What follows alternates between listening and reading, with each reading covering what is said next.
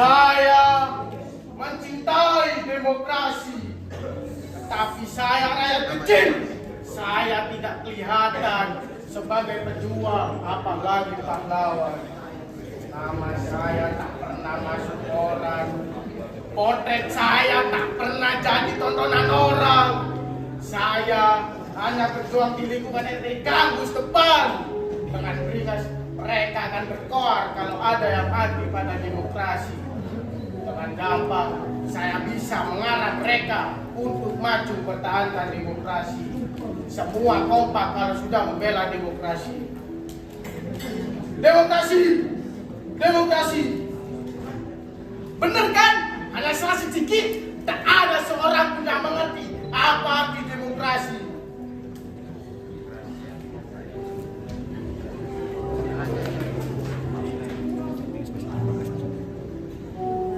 Pokoknya, demokrasi itu bagus. Sesuatu yang layak diperjuangkan sampai titik darah penghabisan. Sesuatu yang memerlukan pengorbanan besar. Sesuatu yang menunjang suksesnya pembangunan masyarakat yang adil dan makmur. Tapi, saya takut kalau batasan-batasan saya tentang demokrasi akan disalahgunakan.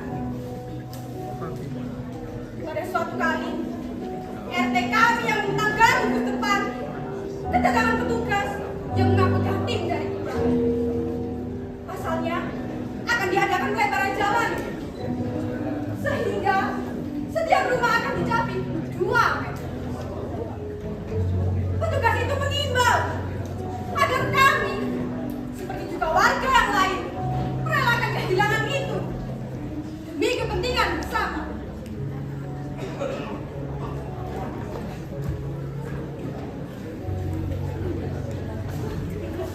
Tenang, tenang.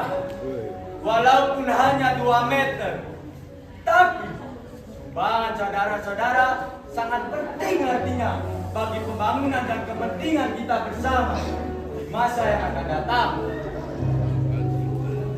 Ini juga merupakan kesepakatan kita bersama dengan difungsikannya dan gugus depan ini menjadi jalan kendaraan tembus bermotor. Mobilitas warga yang hendak pergi bekerja atau pulang akan lebih cepat.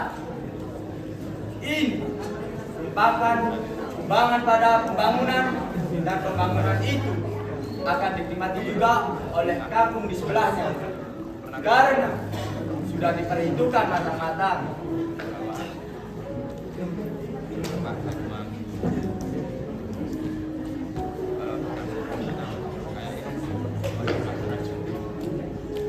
Diperhitungkan matang-matang. Bagaimana? Kami tidak pernah ditanya apa-apa. Tanah ini milik kami. Dan dengan sanatnya bilang hanya 2 meter. 2 meter. Demi pembangunan siapa? Bagaimana rumah kami hanya di 6 kali 4? Itu tidak bisa, itu tidak mungkin. Bagaimana mungkin mengambil keputusan bersama tanpa kami?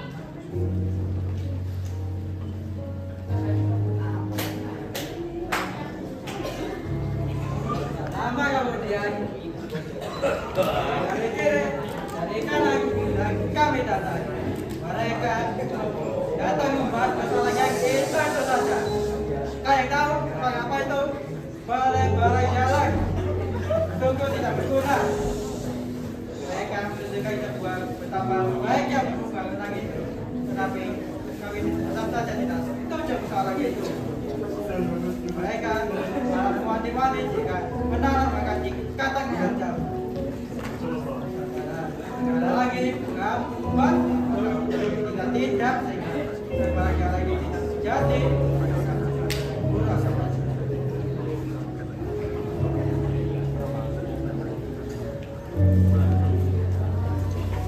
Berbuat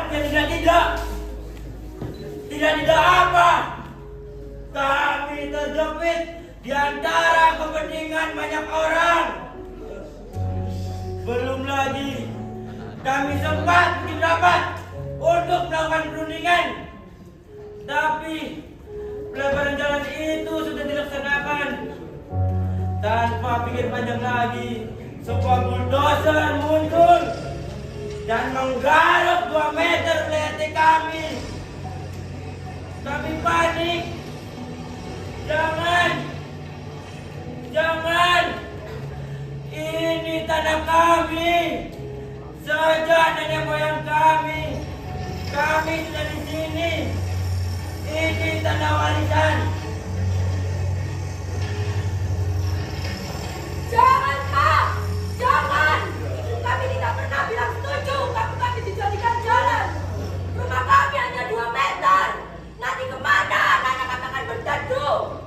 Jangan, Pak! Jangan! Kita belum selesai berunding. Kami tidak pernah setuju. Karena ini harta kami satu-satunya. Jangan, Pak! Jangan! Ini tanah kami. Akan kami pertahankan mati-matian. Diganti ratusan juta pun kami tidak pernah mau.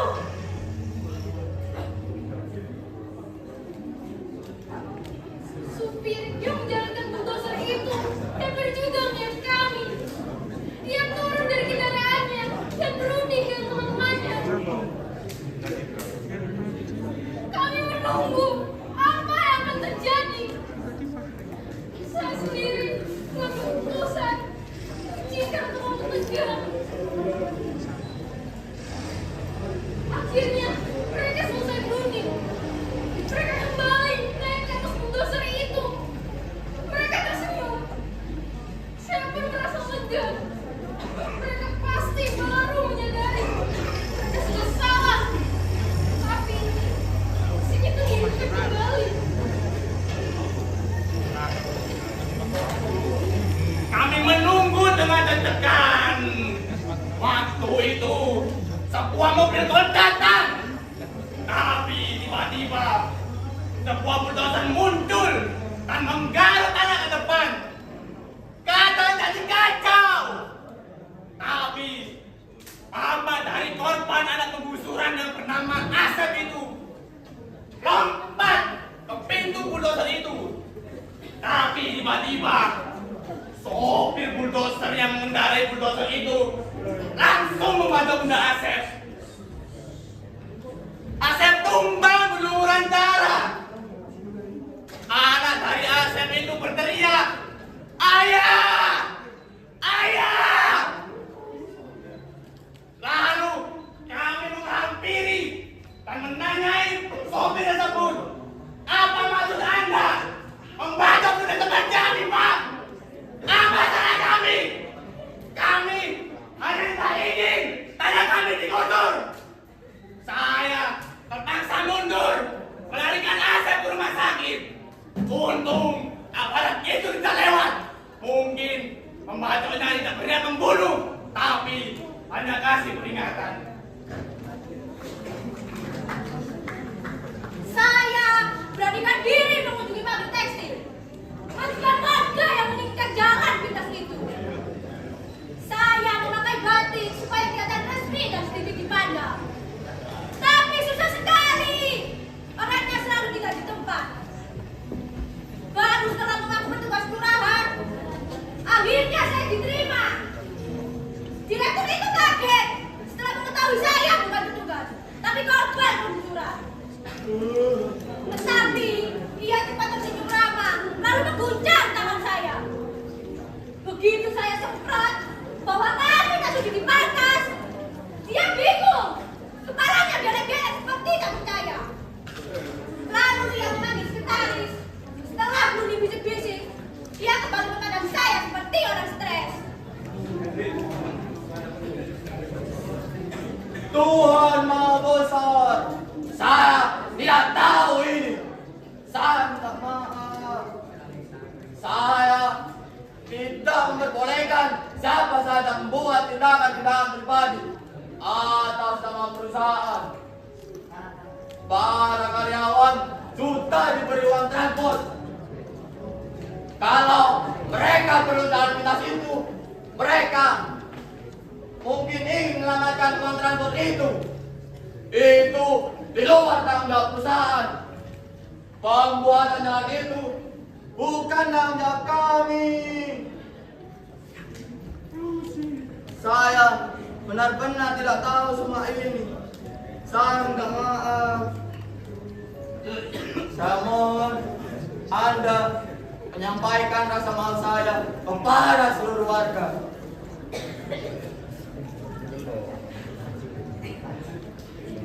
Orang-orang kecil seperti saya memang tidak lemah dan mudah untuk ditipu. Tapi saya tetap maju. Ini perjuangan saya membawa suara rakyat.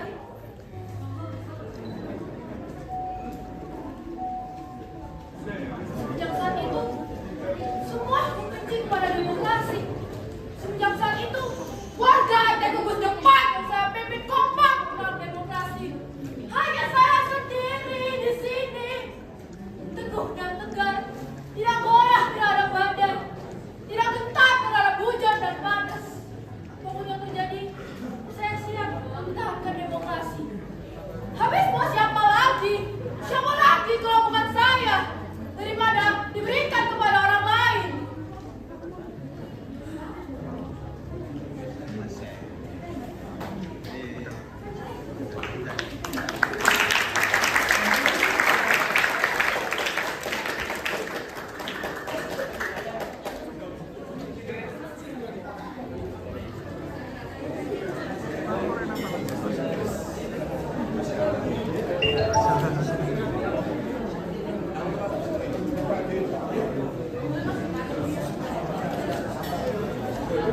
Sekian dari kelompok kami.